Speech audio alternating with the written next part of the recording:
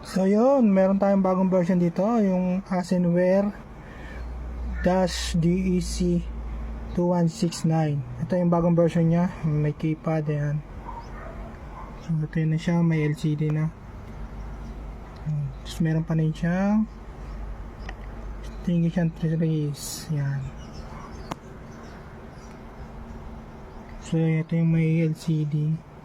So login tayo. Login. Siyempre dito tayo sa super admin. So password.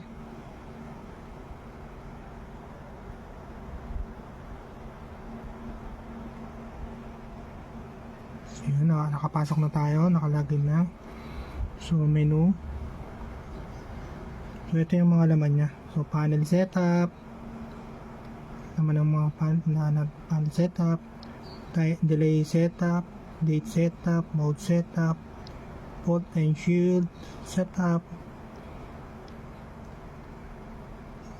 Firmware updating. Other setup, factory reset. Ayan. Mga laman ng panel setup. So ang disable, laman ng disable.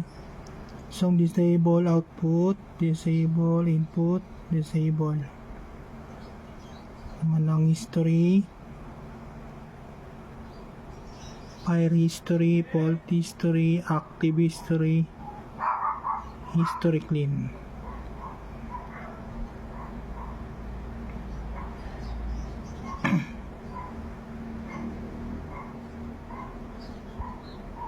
So change password, yan. Yan isang change password, user admin password, and confirm password. So yun, ito yung mga nilalaman niya. So panel setup, auto time delay setup. Yan, yung mga nilalaman niya. Tapos date setup, mode setup. Yan, mode 1 hanggang mode 3. All sheet setup. Firmware updating, permission, other setup, hold and abort setup, mode 1. Ito factory reset. So yun, that's it. Mga ano yun, reset natin. Reset.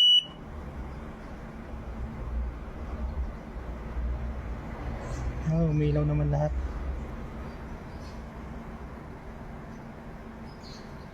So yun, okay, very good.